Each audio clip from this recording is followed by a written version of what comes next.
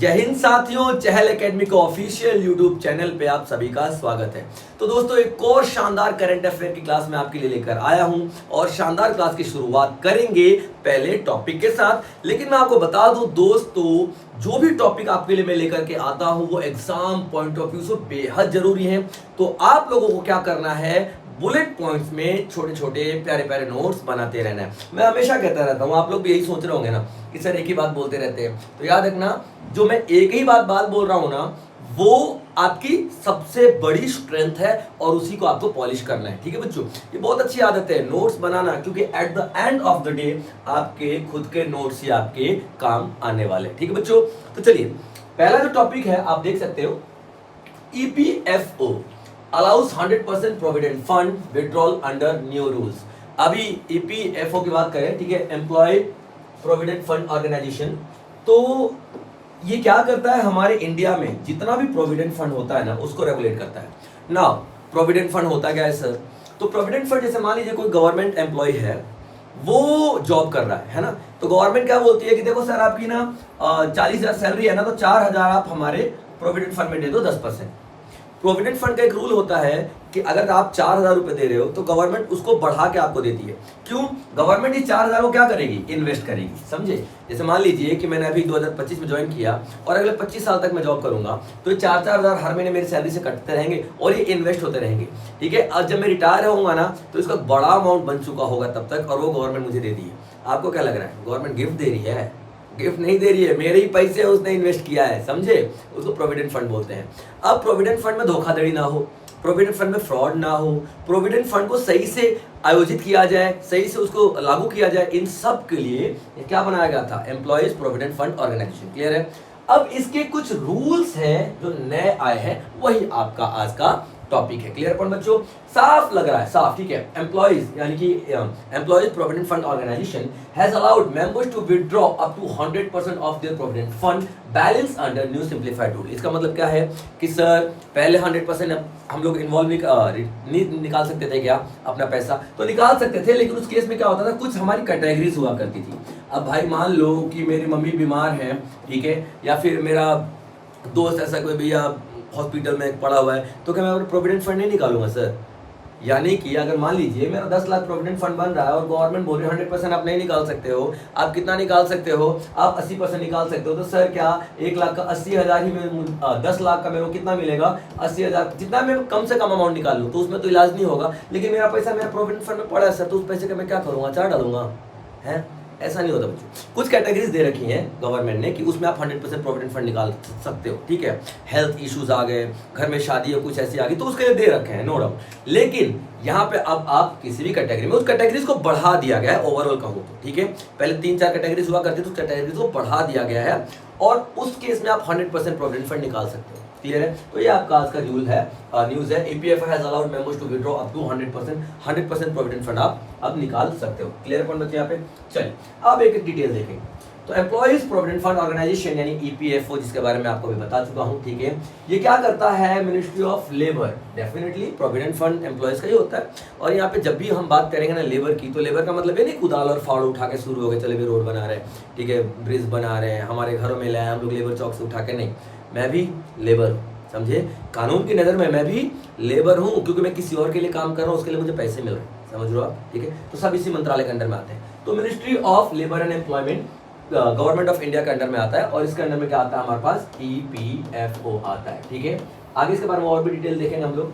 अब ये क्या करता है, ठीक है, हमारे प्रोविडेंट फंड का क्या क्या इस्तेमाल होता है, कौन कौन से स्कीम्स हैं, उन सब में इसको इन्वेस्ट किया जाता है। ठीक है, तो अभी आप देखेंगे इट मैनेजेस 3 की स्कीम्स। कौन सी? एम्प्लॉयज प्रोविडेंट फंड, पहला तो ये डील करता है उसके साथ। दूसरा देखो, एम्प्लॉयज पेंशन स्कीम। अब भैया जो रिटायर हो जाएगा बंदा, मैं रिटायर होऊंगा, अगर मैं गवर्नमेंट जॉब में हूँ, ठीक है, भगवान कर तो हो भी जाऊंगा, ठीक है, और नहीं भी होऊंगा तो कोई बात नहीं, कुछ लोग तो होंगे ना, आप लोग मेरी वजह से गवर्नमेंट जॉब ज्वाइन कर पाते हो। ठीक है, आपने किया, मैंने किया, एक ही बात है बच्चों। ठीक है, आपके पिताजी आपके माताजी जितना खुश होंगे उतनी खुशी मुझे भी होगी अगर आप लोग कॉल करके मुझे बोलते हो सर गॉट सिलेक्टेड। समझिए, बहुत बड़ी बात है।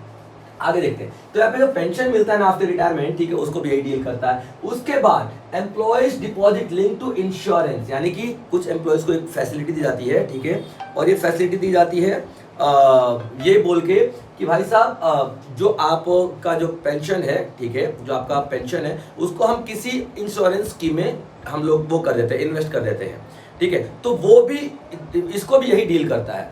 कहने का मतलब क्या है, जो मान लो मैं एम्प्लॉय हूँ और मैंने बोला कि मेरे 1 लाख की जब लिमिट पूरी हो जाएगी प्रोविडेंट फंड की, तो उसको आप किसी इंश्योरेंस स्कीम में डाल देना, ठीक है। तो इस तरीके का भी यहाँ पे स्कीम है। तो ये सब डील किया जाता है किसके द्वारा, ईपीएफओ के द्वारा, ठीक है। तो ये क्या है, EPFO serve as a primary retirement benefit, ठीक है। जो रिटायर्ड बंदे हो जाते हैं उनकी बात कर रहा है, primary retirement benefit for organise sector employees. Unorganise का तो कुछ है ही नहीं ना भाई, अनऑर्गेनाइज का कौन सा पेंशन, ऑर्गेनाइज का कौन सा प्रोविडेंट फंड, ठीक है बच्चे। तो सोशल सिक्योरिटी की बात करें, saving for the post retirement life की हम यहाँ पे बात कर रहे हैं, यानी कि रिटायरमेंट के बाद की लाइफ सब कुछ दिखाते हैं। प्रोविडेंट फंड रिटायरमेंट के बाद मिलेगा आपको, ठीक है, उस तरीके से आपका पेंशन रिटायरमेंट के बाद मिलेगा, ठीक है। उसके बाद जो भी आपका डिपॉजिट रहेगा इंश्योरेंस स्कीम से रिलेटेड, ठीक है, वो भी आपका रिटायरमेंट के बाद ही मिलेगा। मतलब मिल तो आपको पहले भी सकता है अगर आप अप्लाई करो तो, नो डाउट, लेकिन आपका रिटायरमेंट के बाद के सारे बेनिफिट्स दिखाई देते हैं यहाँ पे। क्लियर है बच्चों? चलिए अब क्या कह रहा है जो नया वाला न्यूज है, जिसमें 100% एलिजिबिलिटी ऑफ विड्रॉल, 100% आप पीएफ निकाल सकते हो, लेकिन एक सलाह दी गई है कि सर 25% मिनिमम रखना जरूर फ्यूचर बेनिफिट के लिए। आप निकाल तो 100% सकते हो, लेकिन एक सलाह के तौर पर दिया गया है यहाँ पे क्या कि 25% आप प्लीज रख लेना ताकि आपको फ्यूचर में जरूरत पड़ेगी, ठीक है। अब देखिए जो भी पहले विड्रॉल के रूल होते थे उनको थोड़ा सिंप्लीफाइड कर दिया गया है।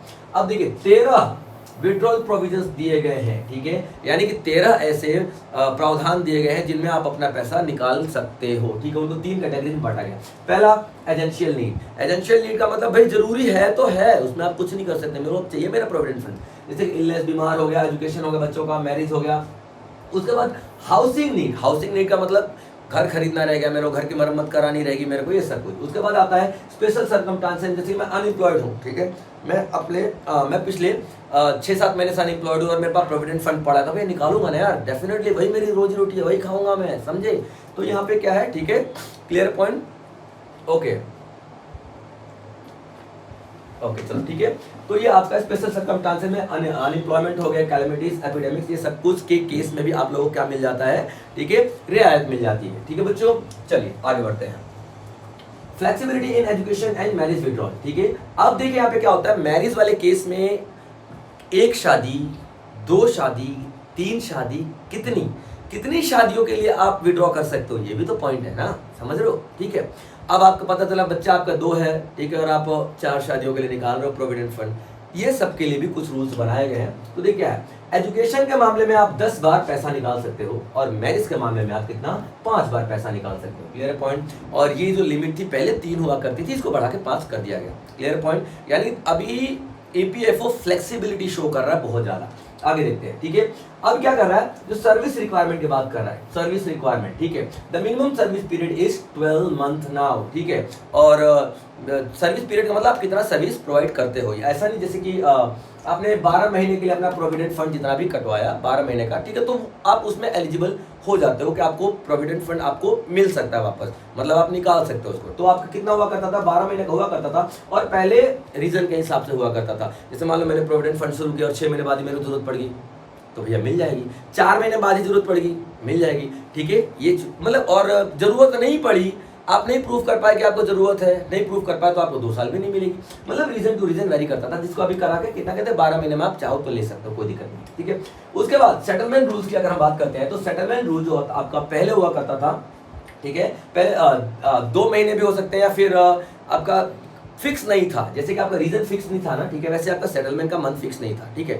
यहाँ पे एक लिमिटेड दिया गया था कि हाँ सिचुएशन के हिसाब से आपको कम भी दिया जा सकता है, ज्यादा भी दिया जा सकता है, ठीक है। लेकिन यहाँ पे क्या कह रहा है, pre mature EPF. Pre mature का मतलब क्या होता है, जैसे मान लो दिसंबर 2025 को मैच्योरिटी हो रही है। मैच्योरिटी का मतलब वो डेट जब मेरे को मेरा पीएफ मिल जाएगा, लेकिन उसके पहले ही मेरे को चाहिए तो क्या कर सकते हैं, ठीक है। तो याद रखना, ठीक है। तो प्रीमेच्योर पीडीएफ सेटलमेंट जो होगा 2 महीने से लेकर के 12 महीने के बीच में कर दिया गया, ठीक है। पेंशन विड्रॉल 2 महीने 36 महीने के बीच में कर दिया गया है, यानी कि आप प्रीमेच्योर डेट के इतने पहले कर सकते हो विड्रॉ, ठीक है, ये चीज याद रखना। और ये पहले क्या था, सिचुएशन के ऊपर था कि अगर आप प्रूफ नहीं कर पाए कि एक जेन्युइन रिक्वायरमेंट, जैसे मैंने आपको एसेंशियल नीड बताया, हाउसिंग बताया, एजुकेशन वगैरह बताया, अगर आप नहीं प्रूफ कर पाए हो, ठीक है, तब तो समस्या आएंगी यहाँ पे, याद रखना, ठीक है। और प्रूफ कर पाए हो तो मिल जाएगा, लेकिन अभी फिक्स कर दिया गया 2 से 12 और 2 से 36। क्लियर है। ये अब देखिए ऑटो सेटलमेंट की बात कर रहे हैं, ठीक है। ऑटो सेटलमेंट में आपको 100% ऑटो सेटलमेंट हो गया, ठीक है। और जीरो डॉक्यूमेंटेशन, रिड्यूसिंग डिलेस इन रिजेक्शन, यानी कि जैसे जैसे देखो ऑनलाइन चीज़ें बढ़ती जा रही हैं, है ना। आज हम जाते हैं, एक थंब प्रिंट लगा लेते हैं, हमारा पूरा डेटा उनको पता चला आता है। पहले क्या होता है, फॉर्म भरो, ये करो, अटरम पटरम, विंडो 1 विंडो 2 विंडो 3 जाओ, वो बोलेगा भैया आधार कार्ड लाओ, वो बोले अरे आपको आधार कार्ड लेने के लिए बोला था, ये नहीं बोला दूसरा डॉक्यूमेंट, दूसरा लाओ, तीसरा बोले अरे ये डॉक्यूमेंट भी लेना था। ऐसा नहीं, एक बार ऑनलाइन आप लोगों ने अपलोड कर दिया, ठीक है, तो आपका जब मर्जी तक उसको इस्तेमाल कर सकते हो। इससे क्या होगा, ठीक है, ये ऑटो सेटलमेंट हो जाएगा, मतलब ऑटोमेटिक आपको सारी चीजें मिल जाएंगी, ठीक है। जीरो डॉक्यूमेंटेशन की जरूरत पड़ेगी, जब सब कुछ ऑनलाइन है ही तो जीरो डॉक्यूमेंटेशन की जरूरत पड़ेगी, सीधी सी बात है, ठीक है। इससे देरी नहीं होगी, या फिर जो हमारा रिजेक्शन नहीं होगा। रिजेक्शन तो कभी भी हो सकता है, लेकिन अगर मैं पहले उस डॉक्यूमेंट का इस्तेमाल कर चुका हूं तो पहले सिलेक्टेड है ना, तो इस बार अगर मैं उसको ऑटो यूज कर रहा हूं तो कैसे रिजेक्ट हो जाएगा भाई। अगर रिजेक्ट होना हो तो पहले रिजेक्ट हो जाता ना। तो ये सारी चीजें आपको देखने के लिए मिलेंगी, ठीक है बच्चों। फंड मैनेजमेंट की बात कर ले तो फंड कौन मैनेज करेगा, कोई तो ऐसी फाइनेंशियल ऑर्गेनाइजेशन होगी ना। तो आप देखना एसबीआई म्यूचुअल फंड मैनेजमेंट हो गया, एचडीएफसी एएमसी हो गया, आदित्य बिरला सन लाइफ हो गया, ठीक है। उसके बाद यूटीआई एएमसी हो गया। ये सब फाइनेंशियल संस्थाएं हैं, फाइनेंशियल ऑर्गेनाइजेशन है जो कि ईपीएफओ में डील करती हैं। क्लियर पॉइंट, ईपीएफओ में डील करेंगी, ठीक है बच्चे। यानी कि प्रोविडेंट फंड में डील करेंगी, पेंशन में डील करेंगी, प्रोविडेंट फंड, पेंशन, इन सब में डील करेंगी, ठीक है बच्चों, याद रखना। क्लियर पॉइंट, चलिए आगे देखते हैं। अब टोटल ओवरऑल कंक्लूजन दिखाया जाए, ठीक है, तो 100% आप पीडीएफ निकाल सकते हो, ठीक है। पीडीएफ बोल रहे हो, ठीक है, पीडीएफ निकाल सकते हो, ठीक है। तो ये एक हिस्टोरिक मूवमेंट आप कह सकते हो, कभी तक ऐसा नहीं हुआ था। बट ये एक पॉइंट याद रख लेना कि कितने का प्रावधान दिया गया है कि आपको सर रखना पड़ेगा, ये सजेशन ही है, ठीक है। ये पीएफए के द्वारा एक सजेशन है बुजुर्गों को, भैया 100% मत निकालो वरना बागबान वाला हाल हो जाएगा, ठीक है। आपको पता लग रहा है कि भैया 100% निकाल के चलो भैया, आई लव यू बच्चों, दे दिए, बागबान वाला हाल हो जाएगा, ठीक है। तो यहाँ पे सजेशन क्या दिया गया, कम से कम 25% तो रख लो यार, सारा मत निकालो, है ना। कई बार से बुरी स्थिति आ गई तो 25% आपके पास है, सजेशन है, बाकी इन केस आप 100% निकाल सकते हो, ठीक है बच्चों। चलिए अगला आता है EY India and Microsoft launch AI skill passport programme. अब देखिए यहाँ पे एक EY है, ठीक है, ऑर्गेनाइजेशन है, ठीक है, और आपका माइक्रोसॉफ्ट है, इन दोनों ने मिलकर क्या AI skill passport programme launch किया है। AI बोले तो आर्टिफिशियल इंटेलिजेंस के फील्ड में अभी इंडिया के जो यूथ होने वाले हैं उनको ट्रेनिंग दी जाएगी, ठीक है। और AI के फील्ड में दिया जाएगा कि कैसे AI का इस्तेमाल करना है, किस तरीके से AI को हम और ज़्यादा इम्प्रूव कर सकते हैं, ये सब के बारे में ट्रेनिंग दी जाएगी। क्लियर है, याद रखना। और ये कौन है, EY इंडिया और माइक्रोसॉफ्ट दोनों मिलकर के ट्रेनिंग देंगे। और याद रखना that will be free of cost, ठीक है, फ्री ऑफ कॉस्ट होने वाला है, ये बात आप लोग याद रखना। क्लियर पॉइंट बच्चे, याद रखना। तो यहाँ पे EY इंडिया और माइक्रोसॉफ्ट, ठीक है, दोनों कंपनियों ने मिलकर के क्या free online AI course launch किया है, जिसमें क्या मिलेगी, ठीक है, ट्रेनिंग मिलेगी, ठीक है, AI स्किल पासपोर्ट के लिए, to enhance digital skill among the youth, यानी कि हमारा जो यूथ है, हमारा जो युवा है, वो ज़्यादा से ज़्यादा AI का इस्तेमाल कर सके। अभी देखो मैंने जितना भी मीटिंग्स के बारे में पढ़ा, जितना भी कॉन्फ्रेंसेस के बारे में पढ़ा, और जितना भी आप देखें समिट्स के बारे में पढ़ा, उसमें अगर 12 पॉइंट है ना, कि इन 12 पॉइंट पे हम लोग डिस्कशन करने वाले, उसमें 2 तो AI से रिलेटेड जरूर है। ये आपको श्योरिटी दे रहा हूँ, तो इसलिए 6-7 महीने के जितने भी कॉन्फ्रेंस निकाल के देख लो, उनके आउटकम्स निकाल के देख लो, या फिर 2 कंट्रीज के एग्रीमेंट देख लो, है ना। अभी आए तो थे कीर स्टार्मर यूके से इंडिया, आप देख लो इनके एग्रीमेंट्स को, आपको AI जरूर मिलेगा। AI पिछले 6 से 7 महीने में ना एक रिवोल्यूशन लेके आया है। तो डेफिनेटली AI से रिलेटेड अगर हम लोग स्किल सीख लेते हैं, अगर AI से रिलेटेड हम लोग कोर्सेज वगैरह कर लेते हैं, तो डेफिनेटली यार हमारा इकोनॉमी बढ़ेगा। और इकोनॉमी एक देश दूसरे देश की क्यों बढ़ाएगा, नहीं बढ़ाएगा, तो 2 देश मिलकर तो बढ़ाएंगे ना। तो यहाँ पे 2 ऐसी कंपनियां मिलकर के फ्री में कोर्स लॉन्च कर रही हैं, फ्री में। अब फ्री में क्यों कर रही हैं सर, एक तो सोशल रिस्पॉन्सिबिलिटी आती है कॉन्सेप्ट, ठीक है, उसके थ्रू भी कर सकते हैं, क्योंकि हर एक कंपनी का, हर एक ऑर्गेनाइजेशन की सोशल रिस्पॉन्सिबिलिटी होती है कि भैया सोसाइटी के लिए आप क्या करने वाले हो, एक तो इसके लिए भी किया जाता है, ठीक है। और दूसरा ये है कि उनको सस्ते में एम्प्लॉय भी तो मिल जाएंगे, याद रखना। क्यों, अब जो ट्रेंड कितने बंदे हैं, 100 लोग ट्रेंड है, अब वो बोल रहा है और जरूरत कितने लोगों की, 1000 लोगों की जरूरत है, क्या बोला, 1 लाख रुपए चार्ज करूंगा मैं, समझे, पर मंथ, क्योंकि ये 100 लोग हैं और जरूरत 1000 की है। अब ये वाली ट्रेनिंग आने से जरूरत ट्रेंड कितने हो जाएंगे, 10,000, ठीक है, जरूरत कितने की है, 1000। अब ये बोलेंगे 20,000 दूंगा, आना है तो आ, नहीं तो ना। 20,000 में भी ये 10,000 में से ना, ठीक है, पाँव पकड़ पकड़ के नौकरियां मांगेंगे। तो ये अपने लिए किया जा रहा है, समझ रहे हो। अगर ये ट्रेनिंग हो जाती है तो एम्प्लॉयज इतने ज़्यादा हो जाएंगे कि सस्ते में उनको एम्प्लॉय मिल जाएंगे। ये पूरा कॉन्सेप्ट है। And no doubt definitely youth का तो होगा यार भला, है ना, यूथ ट्रेंड होगा तो देखिए जो EI है, अर्न्स्ट एंड यंग है, is a global professional service firm जो कि क्या करती है, कंसल्ट करती है टेक्नोलॉजी से रिलेटेड, ठीक है, एजुकेशन इनिशिएटिव लेती है, ठीक है, CSR प्रोग्राम, CSR का मतलब क्या होता है, कोई भी जो कंपनी होती है ना उसका सोशल रिस्पॉन्सिबिलिटी, समझ में आया, सोशल SR का मतलब कंपनी का सोशल रिस्पॉन्सिबिलिटी CR कहलाता है। और जो आपका अर्न्स्ट एंड यंग है कंपनी ऑर्गेनाइजेशन, ये इसी चीज को डील करती है कि कौन सी कंपनी सोशल रिस्पॉन्सिबिलिटी निभा रही है, नहीं निभा रही है, कौन सी कंपनी बढ़िया कर रही है। जैसे टाटा कितने सारे स्कूल चलाता है, ठीक है, NGO चलाता है, आपका ये क्या नाम है इसका, रिलायंस वाले, ठीक है, जितना भी देख लो, अभी वनतारा उनने खोला है ना। हालांकि वो बात अलग है कि वनतारा का एक इकोनॉमिक पहलू भी है कि वनतारा में ऑक्सीजन को इतना ज़्यादा मतलब बढ़ाने की कोशिश की जाएगी।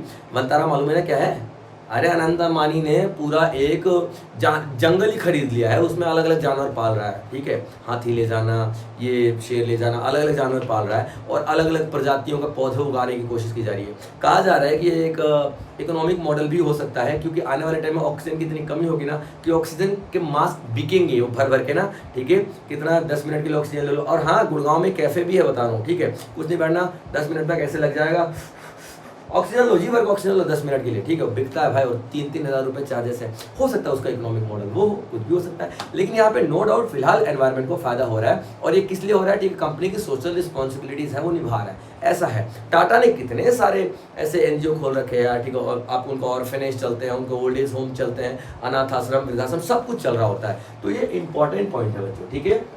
तो इसी फील्ड में कौन काम करता है, अर्न्स्ट एंड यंग, ठीक है। अब माइक्रोसॉफ्ट को सभी जानते हैं भैया, ठीक है, ग्लोबल लेवल पे अभी तो मैं कहूँ तो सबसे ज़्यादा ग्लोबल लेवल पे टेक्नोलॉजी की फील्ड में माइक्रोसॉफ्ट ही है। आप जितना भी देख लो सॉफ्टवेयर वगैरह सब माइक्रोसॉफ्ट का ही आपको मिलेगा, ठीक है। AI, डिजिटल लर्निंग इनिशिएटिव, इन सबको क्या करता है, पूरी दुनिया में बढ़ाने की कोशिश करता है। अब देखो जो प्रॉपर कोर्स है उसके बारे में बात करें तो कुछ एक्सप्लेनेशन देख लेते हैं। ये प्रोग्राम जो है स्टूडेंट्स को टारगेट करेगा, ठीक है, और students plus early career professional. Early career professional का मतलब क्या होता है, जिन्होंने अभी स्टार्टिंग किया है, जैसे मैं बोलूँगा यार मैंने 6-7 महीने पहले स्टार्ट किया, तो अर्ली करियर प्रोफेशनल ही कहलाऊंगा, ठीक है।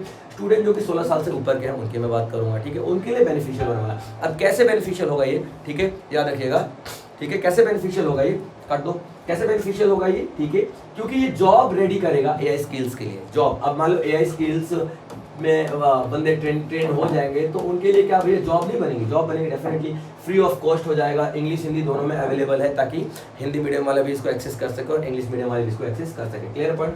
पूरा का पूरा जो कोर्स रहने वाला है ना 10 घंटे का रहने वाला है, ठीक है। अब फ्री में आपको कोई कितना ही दे देगा, लेकिन 10 घंटे इज इनफ, ठीक है। आप यहाँ पे इंस्टाग्राम चला के सीख गए, आप लोग यहाँ पे AI का ChatGPT का चला के सीख गए, तो 10 घंटे का पूरा कोर्स दे रहे हैं, 10 घंटे का पूरा कोर्स आपको यहाँ पे दिया जाएगा, ठीक है। इसमें याद रखिएगा वीडियो लेसन्स होंगे, एक्सरसाइजेस कराए जाएंगे, असेसमेंट्स होंगी, ठीक है, और AI के फंडामेंटल्स वगैरह सब कुछ आपको यहाँ पे बताए जाएंगे, ठीक है। AI प्रैक्टिसेस होंगी, सब कुछ आपको कराया जाएगा AI से रिलेटेड, और इनका मेन फोकस कौन सा होगा, AI ही होगा, याद रखिएगा। Clear point. चलिए आप देख लेते AI पासपोर्ट जो प्रोग्राम लॉन्च कर लिया गया है, ठीक है, EY प्लस आपका माइक्रोसॉफ्ट की तरफ से, ठीक है बच्चों। तो इससे बेनिफिट क्या होने वाला इंडिया से, डेफिनेटली एम्पावर करेगा इंडिया के यूथ को, फ्यूचर के लिए रेडी करेगा, ठीक है, हमारा इंक्लूसिवनेस को बढ़ावा देगा। इंक्लूसिवनेस का मतलब क्या होता है, सबका साथ सबका विकास और सबको इंक्लूड करके चलना, ठीक है। समाज में किसी एक वर्ग को बाहर नहीं निकाल देना, नहीं तुम लड़की हो निकलो, तुम ये काम नहीं कर, नहीं तुम ST हो, नहीं, इंक्लूसिव ग्रोथ करना है, ठीक है। तो यहाँ पे इंक्लूसिवनेस का मतलब क्या होता है, इंक्लूसिव ग्रोथ करना है, ठीक है। रिस्पॉन्सिबिलिटी निभानी है, एम्प्लॉयमेंट ओरिएंटेड AI लर्निंग करनी है, आर्टिफिशियल इंटेलिजेंस का इस तरीके से सीखो, इस तरीके से ट्रेंड हो जाओ कि आपको फ्यूचर के लिए जॉब की जरूरत पड़े तो आपके पास जॉब अवेलेबल हो, ठीक है। अब ठीक है, शाहरुख खान, ठीक है, 1.4 बिलियन नेटवर्क के साथ अरबपति क्लब में शामिल, ठीक है। इंपॉर्टेंट बात है भाई साहब, शाहरुख खान, ठीक है, सभी जानते हैं, देखा है ना, ठीक है, देवदास, शाहरुख खान, ठीक है, मैं हूं ना, कुछ होता है, ठीक है। इनकी पहली जो फिल्म आई थी दीवाना, ठीक है, बहुत चली थी। चलिए खैर वो फिल्म हमारा वो नहीं है, हमारा न्यूज़ है। अब देखिए शाहरुख खान जो अरबपतियों की जो लिस्ट बनी है, अरबपतियों की जो लिस्ट बनी है, यानी बिलियन में जिनकी प्रॉपर्टीज की, उसमें शामिल होने वाले भारत के ऐसे पहले बंदे हैं, ठीक है, याद रखिएगा। Clear point. अब चलिए आगे बढ़ते। और नेटवर्थ का मतलब पता क्या होता है, ठीक है, जो उनके पास रियल में प्रॉपर्टी है उसको हम नेटवर्थ बोलते हैं। जैसे कि मान लो मेरी एक कंपनी दिखाई दे रही है 500 करोड़ की, ठीक है, और 600 करोड़ का मेरे पे लोन है, तो मैं नेगेटिव में 1 करोड़ गया, ये बंदे को पॉजिटिव में दिखाया जा रहा है, समझ रहे हो। तो नेटवर्थ का मतलब ये है, कितने उसके पास पैसा है।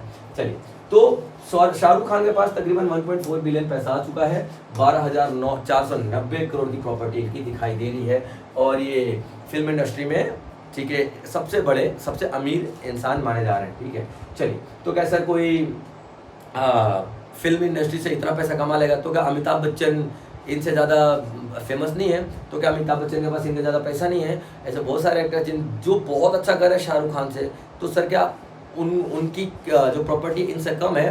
डेफिनेटली कम है, और इसकी कई रीज़न हो सकते हैं। ठीक है, सिर्फ एक फिल्म इंडस्ट्री ही नहीं, ठीक है, बहुत सारे ऐसे सोर्सेज से पैसे आते हैं। ठीक है, चलो अब देखते हैं किंग खान। ठीक है, ये क्या है? प्रोड्यूसर है, एंटरप्रेन्योर है, ग्लोबल आइकॉन बन चुका है। और किस तरह ग्लोबल आइकॉन बन चुके हैं, ठीक है, देखते हैं। इनकी जो वेल्थ है, ठीक है, मल्टीपल सोर्सेज आती है, जैसे कि फिल्म प्रोडक्शन हो गया, बिजनेस वेंचर्स हो गए, ये सब कुछ।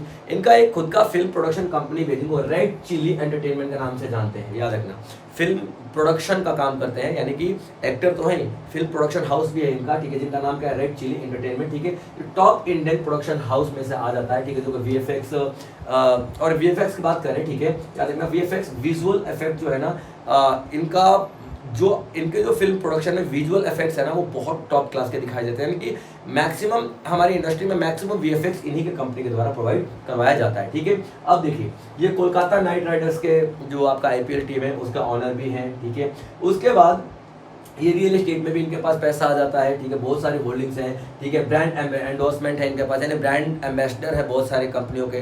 तो जिन कंपनी के ब्रांड एम्बेसडर होते हैं ना, उनको वो आपको पैसे प्रोवाइड करते हैं। ठीक है, इंटरनेशनल इन्वेस्टमेंट बहुत सारी हैं। उसके बाद 59 की एज इनकी हो चुकी है। ठीक है, और टेलर स्विफ्ट हो गया, आर्नल्ड हो गया, ठीक है, उसके बाद टॉम क्रूज हो गया, इनकी लिस्ट में ये शामिल हो चुके हैं, याद रखना। ठीक है, चलिए, तो इसमें आपको सिर्फ इतना याद रखना कि जो 1.4 बिलियन की संपत्ति इनके पास है, और ये टॉप जो एक्टिंग की फिल्म है सबसे ऊपर आ चुके हैं, बिलियनर एक्टर्स के लिस्ट में आ चुके हैं। बस इतना याद रखना है, इसमें आपको ज़्यादा याद रखने की जरूरत नहीं। इससे अगर पूछेगा भी तो बस हाँ, एक ग्लोबल आइकन है, बन चुके हैं, इसके बारे में थोड़ा बहुत पूछ सकता है, ज़्यादा नहीं पूछेगा, इसलिए न्यूज़ के बारे में ज़्यादा जाने की जरूरत नहीं है। ठीक है, चलिए, union minister Ashwini Vaishnaw endorse made in India navigation app Mappls. ठीक है, यहाँ पे आपको एक मैपल दिखेगा। ठीक है, MAPPPLS, क्लियर पॉइंट। ठीक है, ये मैपल आपको दिखाई देगा। अब ये क्या है? Navigation application. नेविगेशन का मतलब क्या होता है? जो आपको डायरेक्शन बताए। ठीक है, आप लोग गूगल एप्लीकेशन शुरू वो करते हैं ना, गूगल, ठीक है, 3 किलोमीटर से दाएं चलें, 100 मीटर से बाएं चलें, होता है ना गूगल मैप, अब इस्तेमाल करते हो। इंडिया का खुद का, ठीक है, गूगल मैप आप कह सकते हो, इंडिया का खुद का गूगल मैप। गूगल मैप आपको एग्जांपल देने के लिए कह रहा हूँ, गूगल मैप नहीं है, गूगल मैप हमारा नहीं है, ठीक है, बट मैं इंडिया का गूगल मैप इसलिए बोल रहा हूँ ताकि आपको समझ में आए। मैं इंडिया का मैपल नेविगेशन एप्लीकेशन कहूँगा, एग्जैक्ट अगर कहूँ तो, समझ में आया? ठीक है, तो खुद का एक नेविगेशन एप्लीकेशन इंडिया ने बनाया, ठीक है, मैपल। अब ये न्यूज़ में क्यों कि अश्विनी वैष्णव साहब है जो हमारे रेलवे मंत्रालय जिनके पास है। ठीक है, तो अश्विनी वैष्णव साहब ने पूरे इंडियंस को आह्वान किया है, इनवाइट किया है कि आपको ये मैपल एप्लीकेशन यूज़ करना चाहिए। अब देखिए, जब से अपना यूएस के साथ थोड़ा टाका खराब हुआ है ना, तब से हम लोगों ने कोशिश की है कि हम यूएस में जितने भी उनके ब्रांड्स हैं, यूएस में जितने भी उनके एप्लीकेशंस हैं, उनसे हम लोग इंडियन पे शिफ्ट हो जाए। व्हाट्सएप की बात करें तो RTI आ ही गया है डेफिनेटली, है ना, और यहाँ पे जोहो आ ही गया है, सारी चीज़ों का जो भी आपका ऑनलाइन एप्लीकेशन है वो प्रोवाइड कर ही रहा है। ठीक है, सर्च इंजन के तौर पर काम कर ही रहा है। उसके बाद आपका ये नेविगेशन एप्लीकेशन आ ही गया है। तो हम लोग ना यूएस जिस दिन चाहे उस दिन हमें धमकियाँ दे सकता है, और वो चीज़ें हमारा फिलहाल नहीं है। तो यूएस का वो लेवल आने से पहले, ठीक है, हमारे कॉन्फ्लिक्ट्स का वो लेवल आने से पहले इंडिया पूरी कोशिश कर रहा है कि हम लोग इंडियन चीज़ें बना ले, ताकि हमको यूएस पे डिपेंडेंसी जो है खत्म हो जाए, यूएस पे डिपेंड हम लोग ना रहें। तो यहाँ पे आप देखना, नेविगेशन भी अपना हम लोग इस्तेमाल करेंगे, और बहुत जल्दी यहाँ पे वो भी आ जाएगा, एक रूल आ जाएगा कि आप जो आपका रैपिडो है, ठीक है, वो भी मैपल ही यूज़ करेगा, इंडियन एप्लीकेशन यूज़ करेगा, वो जो आपका उबर है, ओला है, वो सब यही यूज़ किया करेंगे, देखना। और बहुत जल्दी ये दिन आने ही वाला है, और जब आ जाएगा तो डेफिनेटली इनके डाउनलोड्स बढ़ जाएंगे। और ये खैर डाउनलोड्स तो मैं बताऊँ आपको, सेकंड रैंक पे आ चुका है। ठीक है, अभी ये सेकंड रैंक पे आ चुका है गूगल मैप के बाद डाउनलोड की लिस्ट में, याद रखना। ठीक है, अभी फर्स्ट पे आपका गूगल मैप ही है, सेकंड पे आ चुका है। तो अब इसको फर्स्ट पे ले आने के लिए हम सबको कोशिश करनी चाहिए कि हम लोग इंडियन एप्लीकेशंस का इस्तेमाल करें। ठीक है, चलो आगे देखते हैं। तो अबाउट मैपल देख लेते हैं क्या है ये। ठीक है, तो आपका मैप माई इंडिया, ठीक है, मैप माई इंडिया एक हमारा नेविगेशन सिस्टम है। ठीक है, उसका एक एप्लीकेशन है, मैप माई इंडिया का सब एप्लीकेशन कह सकते हो, सब पार्ट आप इसको कह सकते हो। ठीक है, याद रखना। और 1992 में इसको डेवलप किया गया, ठीक है। आत्मनिर्भर भारत का एक हिस्सा कह सकते हो। आत्मनिर्भर भारत का मतलब क्या होता है, सब कुछ हम खुद बनाएंगे, हम लोग इम्पोर्ट नहीं करेंगे, तो बना तो रहे हैं। तो आत्मनिर्भर भारत जो आपका इनिशिएटिव है हमारा, तो उसके बारे में आप ये कह सकते हो आत्मनिर्भर भारत की तरफ हमने एक और कदम अपना बढ़ा लिया, ठीक है। और ये कदम बहुत ही ज़्यादा बड़ा रहने वाला है, ठीक है बच्चों। चलिए, तो मैं आपको बताया जैसा कि आपका सेकंड रैंक पे ये अभी आ चुका है। और ये इसमें फीचर्स क्या होंगे, 3D जंक्शन व्यूज होंगे, आपको मैप 3D में दिखेगा, आपको जो रोड मूव हो रहा है उसमें 3D में दिखेगा, है ना। आप देख रहे हो 3D मूवीज वगैरह, तो आपको लग रहा है कि हम मैप वही चल ही रहा है ना, तो प्रॉपर आपको 3D में दिखेगा। तो गूगल वाले भी नहीं देते हैं, समझ रहे हो। तो ये 3D में आपको सब कुछ देगा, जिससे कि आपका नेविगेशन काफ़ी स्मूथ हो जाएगा। ट्रैफिक सिग्नल काउंटडाउन बता देगा, 50, 49, 48 सब बता देगा भाई, कि वो अगला जो ग्रीन लाइट है ना, अब हम क्या करते हैं, यहाँ से पहुँचते अगले ग्रीन लाइट और ग्रीन दिख रही है, रेड दिख हमको दिखता है नहीं, ठीक है। मैं जहाँ से जा रहा हूँ ना, वहीं से मुझे उसी एप्लीकेशन में दिख जाएगा कि हाँ भाई इतने सेकंड के लिए लगा हुआ है, ठीक है, समझ लो वो चीज़ है। हम लोग भी बोलते हैं ना, ग्रीन में पहुंच रहे हैं, 200 मीटर रह गया, ठीक है, ग्रीन दिख रहा है, ग्रीन 19 सेकंड रेस दे देते हैं जाने के लिए, है ना। ये हमें देने की जरूरत नहीं पड़ेगी, ठीक है। और कई बार ऐसा होता है फुल रेस में जा रहा हूँ, मुझे विजयनगर जाना, फुल रेस दे दिया कि जल्दी पहुंचना, पता लग रहा 9 लाख बस स्टैंड पे, ठीक है, 3 मिनट का रेड लाइट है, तो मैं क्यों जान जोखिम में डाल के स्पीड में जाऊँ, 3 मिनट में वहाँ वेट ही करना है। तो सब कुछ मुझे पहले से पता चलेगा, आराम से जिसकी स्पीड में आऊँगा भाई, ठीक है, बढ़िया तरीके से सेफ्टी के साथ आऊँगा। तो इस तरीके की सारी फैसिलिटीज आपको इसमें अवेलेबल होने वाली है। Clear point. इंडोर नेविगेशन मिलेगा, आप देखना जो गूगल में है, ये नहीं होता कि आप मॉल में घुसे, मॉल अगर बड़ा है तो इधर है आपका जो सैंडविच पॉइंट, इधर है आपका KFC पॉइंट, ऊपर जाओ तो स्पाइकर है, इधर जाओ तो स्केचर्स है, नहीं, आपको एक एक, ठीक है, इंडोर मैप बताएगा। तो आप देखो गूगल मैप से कितना ज़्यादा डेवलप हो चुका है। क्लियर पॉइंट, याद रखना। रियल टाइम अलर्ट देगा आप लोगों को। एक्सीडेंट जोन है, जो बोलते हैं सामने तीखा मोड़ है, ध्यान से चले, लिखा हुआ आपने पढ़ा होगा, तो तीखे मोड़ की भी खबर दे देगा ये, ठीक है। सामने तीखा मोड़ है, वहाँ लिखा, हमारे स्क्रीन पे लिखा हुआ है, हम उसका भी इस्तेमाल कर सकते हैं। मतलब बहुत ही एक प्यारी चीज़ बनाई गई है और गूगल को बहुत जल्दी सरप्राइज कर जाएगा, क्योंकि देखो सेकंड रैंक पर तो ऑलरेडी आ चुका है। 12 इंडियन लैंग्वेजेस को ये सपोर्ट करता है। देखो नॉर्थ इंडिया में तो हिंदी ही चलती है, सीधी सी बात है, आप देखना। साउथ इंडिया में थोड़ी समस्या है हिंदी की और इंग्लिश की, तो कोई दिक्कत नहीं है, 12 लैंग्वेज है, साउथ इंडियन काफ़ी सारे लैंग्वेज यहाँ पे आ जाएंगे। अब एक मैपल पिन दिया जाएगा, पिन, जैसे आपको कोई भी एड्रेस है ना, ठीक है, तो पिन के जरिए जाएगा, पिन डालते ही, ठीक है, आपका वो एड्रेस बता देगा, अच्छा वहाँ जाना है, तो पिन डालते सीधा वहाँ पे चले जाओ। समझ में आ रहा।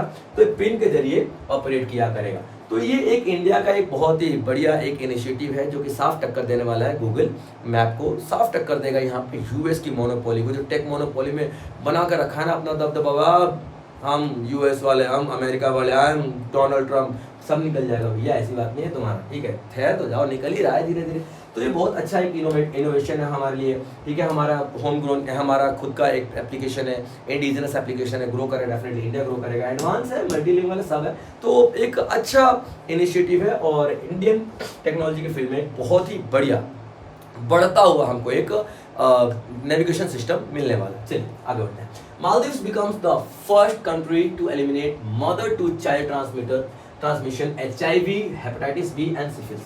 देखिए 3 ऐसी बीमारियां हैं जो कि मदर से ट्रांसफर होती थी, किस तरफ, बच्चे में। प्रेग्नेंट है औरत तो ट्रांसफर हो जाएगी बच्चे के अंदर में, ठीक है, याद रखना।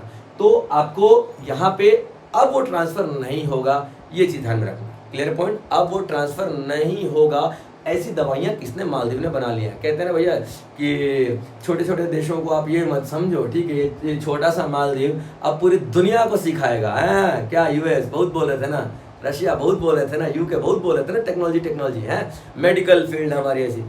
मालदीव जैसे इत्तू से देश ने भैया निकाल दिया है सॉल्यूशन यहाँ पे कि कोई भी मदर से ट्रांसफर नहीं होगा डिजीज। आप समझिए उसी माँ के पेट में बच्चा है, माँ को डिजीज है, माँ को HIV, लेकिन बच्चे को HIV नहीं होगा। पहले क्या कहा जाता था कि बच्चे को HIV होगा, बच्चा आएगा तो दुनिया में लेकिन बहुत समय तक नहीं रह पाएगा, लेकिन अब रहेगा, याद रखेगा। Clear point. चलिए, तो मालदीव ऐसा पहला देश बन चुका है जिसने कि मदर टू चाइल्ड ट्रांसमिशन जो भी डिजीज का उसको कंट्रोल कर लिया है। Clear point. और ये वर्ल्ड हेल्थ ऑर्गेनाइजेशन ने इस बात की हमको पुष्टि की है, खबर दिया है, यानी कि वैलिडेट किया एक तरीके से कह सकते हो, ठीक है। वर्ल्ड हेल्थ ऑर्गेनाइजेशन है यूनाइटेड नेशन का ही एक एजेंसी है जो कि हेल्थ की फील्ड में काम करता है। ये आपको पहले से ही पता है, इसके बारे में ज़्यादा क्या ही बताना। और इसलिए हम लोग 7 अप्रैल हम लोग क्या मनाते हैं, 7 अप्रैल को, ठीक है, वर्ल्ड हेल्थ डे भी मनाते हैं। Clear point. World health day भी मनाते हैं। और किसने ऑर्गेनाइज करवाया था, ठीक है। तो WHO नहीं करवाया था, क्लियर पॉइंट। तो WHO का जो डायरेक्टर है, ठीक है, डायरेक्टर जनरल है डॉक्टर टेड्रोस अधानोम। ये आप पढ़ना हो तो पढ़ लेना, गैब्रियलिसिस पढ़ना है तो पढ़ लेना, वरना कोई दिक्कत वाली बात नहीं है, ठीक है। आप इतना भी पढ़ सकते हो, डॉक्टर टेड्रोस अधानोम भी पढ़ सकते हो। इन्होंने इस इनिशिएटिव की काफी ज्यादा तारीफ किया है। अब देखिए ग्लोबल लेवल पे जो सबसे बड़ा संस्थान है हेल्थ से रिलेटेड, वर्ल्ड हेल्थ ऑर्गेनाइजेशन है, जब वही इसको वैलिडेट कर रहा है तो फिर पूरी दुनिया को क्या ही बोलेंगे, है ना। तो अब देखिए अब क्या बोल रहा है, 95% of pregnant women in the Maldives receives antenatal care, यानी कि जब मदर प्रेग्नेंट होती है ना तो उस टाइम पे उसको जो भी केयर वगैरह दी जाएगी, हाँ यहाँ पे उसकी बात कर रहे हैं, ठीक है। तकरीबन सारी औरतों को टेस्ट किया गया जो HIV पॉजिटिव है, हेपेटाइटिस बी और सिफिलिस से परेशान है ड्यूरिंग प्रेगनेंसी।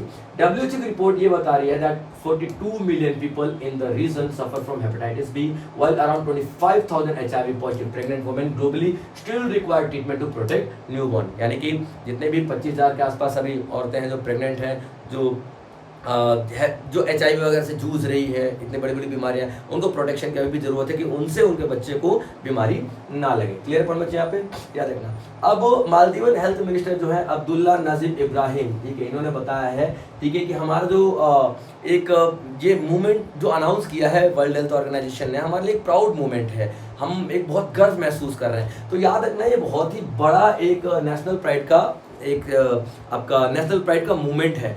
अब यहाँ पे सर आप नेशनल प्राइड का मूवमेंट, ये तो हमें पहले से ही पता, आप ये क्यों बता रहे हो, ठीक है। हम इंडिया वाले एक मेडल लेके आते हैं तो नेशनल प्राउड का मूवमेंट बना देते हैं, ये तो भैया हमने इंटरनेशनल लेवल पे सब कुछ किया ना। मैं तुम्हें नेशनल प्राउड का मूवमेंट नहीं बता रहा हूँ, मैं बंदे का नाम बता रहा हूँ, समझे। ये बंदे का नाम इंपॉर्टेंट है, तो ये बंदे का नाम के लिए सेंटेंस में यहाँ पे लाया, ये बंदे का नाम इंपॉर्टेंट है, ठीक है, क्योंकि हेल्थ की बात हो रही है तो हेल्थ मिनिस्टर, और कौन से देश की, जिस देश ने भैया इतना मतलब सबसे बड़ा अभी तक का HIV हेपेटाइटिस बी सिफिलिस के केस में इतना बड़ा अचीवमेंट किया है, ठीक है, वो हेल्थ मिनिस्टर है। यानी सारे प्रोग्राम किसके होंगे, इसी के होंगे, सारे डिसीजन किसके होंगे, इसी के होंगे। तो बंदे का नाम इंपॉर्टेंट है। नेशनल प्राइड ठीक है, अच्छी बात है, ठीक है, लेकिन क्या अब्दुल्ला नजीब इब्राहिम नाम याद रख लेना, ठीक है, कई बार पूछा जाएगा। चलिए, तो मालदीव्स ने एक ग्लोबल बेंचमार्क सेट किया है कि भैया ये चीज़ भी पॉसिबल है। हम लोग सोचते थे कि नहीं पॉसिबल है, बट ये प्रॉपर तरीके से किया जा सकता है। अब पूरी दुनिया को यहाँ पे ज़रूरत है सीखने की मालदीव से, और पूरी दुनिया को एक अपना ग्लोबल लेवल पे आइकन मान लेना चाहिए कि हाँ भैया वाह यार क्या बात है, मालदीव ने क्या सही यहाँ पे काम किया है। तो ओवरऑल जो कॉन्सेप्ट है ना, ठीक है, अपने कंट्री के लिए हेल्थ मिशन अपनाने में, तो यहाँ पे ये प्रूव हो रहा है कि मालदीव ने सबसे ज़्यादा इनिशिएटिव यहाँ पे लिया है, और जो कि काबिल तारीफ में, और इनसे पूरी दुनिया को यहाँ पे सीखना चाहिए, ठीक है। ये उन बीमारियों को भी एलिमिनेट करने की बात कर रहा है जो बीमारियाँ तकरीबन ये मान ली गई थी कि भैया माँ को है तो बच्चे को होगा ही होगा, उसमें भी इन्होंने अच्छा खासा अचीवमेंट हासिल किया। 45th edition of the GITEX global 2025 begins in Dubai, ठीक है बच्चों, याद रख लेना। जाइटेक्स ग्लोबल क्या है, जाइटेक्स जब भी आपको एग्जीबिशन की बात आएगा ना, ठीक है, तो याद रखना एग्जीबिशन का एक्स का मतलब होता है एग्जीबिशन, ठीक है, क्लियर पॉइंट। और ये जी का मतलब क्या होता है, गल्फ, ठीक है। तो यहाँ पे गल्फ कंट्रीज की बात कर रहे हैं, उनसे रिलेटेड एग्जीबिशन है, ठीक है। और ये क्या है, ट्रेड, याद रखना ट्रेड, ठीक है। एक बार देख लेना इसका ट्रेड है कि क्या है, बट आई थिंक इसका ट्रेड ही रहने वाला है, ठीक है। चलिए, तो ट्रेड से रिलेटेड एक एग्जीबिशन होने वाली, जिसको हम लोग क्या बोलते हैं, जाइटेक्स, ठीक है, जाइटेक्स। ट्रेड से रिलेटेड क्या होगा, एक एग्जीबिशन होगा जिसको हम लोग क्या बोलेंगे, जाइटेक्स। और कहाँ पे होने वाला है, दुबई में होने वाला नहीं है, हो चुका है बच्चों, ठीक है, याद रखना। अब याद रखना, या फिर ट्रेड का मतलब ट्रेड या फिर टेक्नोलॉजी में थोड़ा कंफ्यूज हो रहा हूँ, but it's okay, no problem, ठीक है, बड़ी बात नहीं है, कोई दिक्कत नहीं है, ठीक है। ट्रेड एंड टेक्नोलॉजी में भी कुछ भी हो सकता है, बट आप ध्यान में देना, ठीक है, क्योंकि टेक्नोलॉजी है तब भी ठीक है, ट्रेड है तब भी ठीक है, बट आप फुल फॉर्म में पता देख लेना, एक बार देख लेंगे क्या चीज़ है इसका, ठीक है। चलिए आगे आते हैं।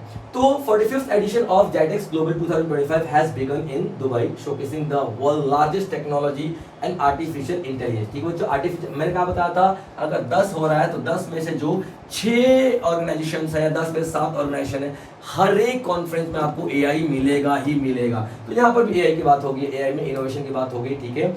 और दुबई में जो जाइटेक्स हो रहा है, क्या बता रहे हैं कि हम लोग एक बहुत बड़ा शोकेस, मतलब एक एग्जीबिशन के तौर पे आप देख सकते हो, ठीक है। आप बहुत सारी कंट्रीज आएंगी, उनके डेलीगेट्स आएंगे और अपनी अपनी टेक्नोलॉजी को शोकेस करेंगे, अपनी टेक्नोलॉजी को एग्जिबिट करेंगे, बताने की कोशिश करेंगे, दिखाने की कोशिश करेंगे, और वो जिस कंट्री को पसंद आया एक दूसरे से वो शेयर भी करेंगे, डील भी करेंगे, इसलिए पूरा एग्जीबिशन किया गया है, ठीक है बच्चों। चलिए अब देखिए दुबई के वर्ल्ड ट्रेड सेंटर में, ठीक है, एक 5 दिन का एक इवेंट आपका हुआ। अब अक्टूबर 13 से लेकर के और 17 अक्टूबर तक आपका चलने वाला, ठीक है, नहीं कल तक चलेगा। तकरीबन 6800 एग्जीबिटर्स आएंगे, ठीक है, 2000 स्टार्टअप मिलेंगे और 180 प्लस कंट्रीज यहाँ पे आएंगी। जैटेक्स फोकस करने वाला है एआई में, फोकस करने वाला है क्वांटम कंप्यूटिंग में, बायोटेक्नोलॉजी में, सस्टेनेबल टेक्नोलॉजी में। ये इस तरीके से आप मतलब इस फील्ड में काम करने वाला है। अब देखिए इंडिया जो है बहुत अच्छा प्रेजेंस कर रहा है वहाँ पे, कितने 237 एग्जीबिटर्स इंडिया की तरफ से पहुंचे हुए हैं और ये बता रहा है कि भैया इंडिया में स्टार्टअप्स बहुत ज़्यादा हुए हैं, इंडिया में इनोवेशंस बहुत ज़्यादा हुई हैं, ज़्यादा हुई हैं तभी तो दिखाने के लिए पहुंचे हैं ना यार वहाँ पे, ठीक है। तो ये सारी चीज़ आप लोग देखो, क्लियर पॉइंट। उसके बाद अब देखना, ठीक है, जैटेक्स की बात मतलब हमारे इतने डेलीगेट्स जैटेक्स में पहुंचे हुए हैं। पार्टिसिपेंट्स की बात कर लेते हैं, ठीक है, तो electronics and computer software exporting promotion council, या इसमें 100 कंपनी जा रही है, यानी कि इलेक्ट्रॉनिक और कंप्यूटर फील्ड में 100 कंपनियां हैं जो इस फील्ड में काम करते हैं, वो पहुंचे हुए यहाँ पे, ठीक है। उसके बाद बात कर ले केरला के आईटी पार्क्स कितने पहुंचे हैं, 30 पहुंचे हुए हैं। Telecom equipment export promotion council कितने पहुंचे हैं, 16 कंपनियां पहुंची हुई हैं। उसके बाद national association of software and services companies कितनी पहुंचे, नास्कॉम जो हम बोलते हैं, उसकी 15 कंपनियां पहुंची हुई हैं। 76 इंडिपेंडेंट एक्टिविटीज पहुंचे, यानी कि इन ऑर्गेनाइजेशन में से नहीं है, वो इंडिविजुअल कंपनियां हैं, वो यहाँ पे पहुंची हुई है इंडिया की तरफ से। और मेन फोकस क्या रहेगा, AI, cloud computing, telecom and emerging technology के रूप में ये अपने आप को रिप्रेजेंट करेंगे वहाँ पे, ठीक है। तो अगर हम जैटेक्स 2025 की बात करते हैं तो क्या इंडिया की ग्रोइंग इन्फ्लुएंस को दिखा रहा है कि भैया इंडिया इतने बड़े लेवल पे अपने आप को प्रेजेंट कर रहा है। और कौन सी फील्ड, ये एक सिंगल फील्ड है ना भाई, ये सिंगल फील्ड है, हम टेक्नोलॉजी की फील्ड बोल रहे हैं। अभी हम ये थोड़ी बोल रहे हैं कि हमने एग्रीकल्चर हो गया, डिफेंस हो गया, फाइनेंस हो गया, सबका मिला के इतने बंदे, नहीं, हम एक सिंगल फील्ड की बात कर रहे हैं, सिंगल, हम सिर्फ टेक्नोलॉजी की बात कर रहे हैं। टेक्नोलॉजी के फील्ड में वहाँ पे इतने लोग पहुंचे हुए हैं भाई, इतनी सारी कंपनियां पहुंच रही हैं हमारी, तो एक इंडिया का इमेज साफ दिख रहा है, फ्यूचर साफ दिख रहा है इस फील्ड के अंदर में, ठीक है बच्चों। अब होगा क्या, यहाँ पे अभी बहुत सारे आपका एफडीआई आएगा, यानी कि मान लो इंडिया की ऐसी कुछ कंपनियां हैं, ठीक है, और ये रशिया, यूएस, अलग अलग कंट्रीज को पसंद आई तो आपस में डील कर लेंगी, तो एफडीआई आएगा ना, ये इंडिया में एफडीआई आएगा क्योंकि वो यहाँ पे इन्वेस्टमेंट करेंगे, ठीक है। तो एफडीआई आएगा, फिर हो सकता है कि हम लोग भी इन्वेस्टमेंट करें बाहर, क्योंकि बाहर की भी तो कंपनियां हैं ना। अगर हम लोग इन्वेस्टमेंट करेंगे तो तभी करेंगे जब हमारा फायदा होगा, तब भी फायदा है, फायदा होगा यानी कि फायदा है ना। और अगर वो एफडीआई लेके आ रहे हैं तो फायदा हो ही रहा है हमारा, क्योंकि हमारे एम्प्लॉयमेंट दे रहे हैं हम लोगों को, और यहाँ पे रोजगार की सुविधाएं आने वाली है, हमारी टेक्नोलॉजी इंप्रूव होने वाली है, बाहर की विदेशी टेक्नोलॉजी भारत में आके काम करेंगी, तो देखो कोलैबोरेशन से कितना ज़्यादा फायदा होगा। तो ओवरऑल जो चीज़ है ना, ठीक है, हमें बहुत ज़्यादा बूस्टअप देने वाली है ना। Sonali Ghosh become the first Indian to win, ठीक है, कैंटन आर माइलर अवार्ड। सबसे पहले देखते हैं कि ये क्या है, ये, ठीक है, कैंटन आर माइलर अवार्ड ये उन लोगों को दिया जाता है जिन्होंने एनवायरमेंट के फील्ड में बहुत अच्छा काम किया है, याद रखना। और एनिमल एंड प्लांट्स की फील्ड में बहुत अच्छा काम किया है, ठीक है, उनको ये अवार्ड दिया जाता है, ठीक है, याद रखना। तो सोनाली घोष जो है डायरेक्टर है काजीरंगा नेशनल पार्क के, उन्हें ये अवार्ड दिया गया और पहली ऐसी इंडियन है जिनको ये अवार्ड दिया गया है, क्लियर पॉइंट। तो ये became the first Indian to win the Kenton R Miller award, बहुत गर्व की बात है हमारे भारत के लिए। आप देख लेते हैं इस अवार्ड के बारे में और भी क्या क्या डिटेल है, ठीक है। तो Kenton R Miller award represent किया जाता है किसके द्वारा,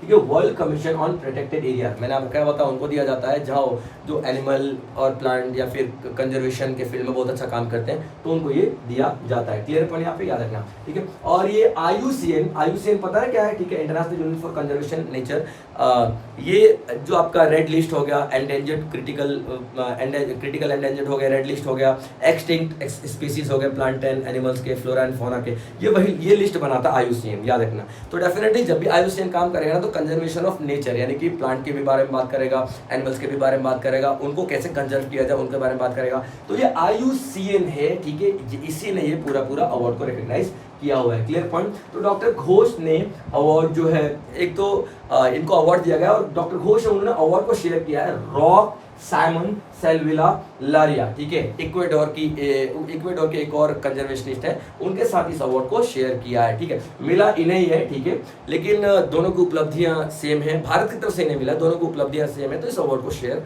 किया गया है, क्लियर पॉइंट। नाम बस याद रख लेना, इन्होंने क्या क्या किया इंपॉर्टेंट नहीं है, ठीक है। सोनाली घोष को अवार्ड क्यों दिया गया है, क्योंकि उन्होंने बहुत अच्छा कंजर्वेशन किया है, एनिमल प्लांट्स को बहुत ज़्यादा बचाया उन्होंने, ठीक है। और ये काजीरंगा डेफिनेटली असम में है, ठीक है। तो असम में काजीरंगा और मानस लैंडस्केप दो ऐसे एरिया हैं उस क्षेत्र में इन्होंने ये कंजर्वेशन का कार्य बहुत अच्छा किया है, ठीक है। और work plans traditional ecological knowledge with modern science to promote inclusive conservation. अब देखिए, विदाउट लोकल पीपल, लोकल जो लोग हैं, ठीक है, उनकी हेल्प के बिना आप कुछ भी नहीं कर सकते हो, ठीक है।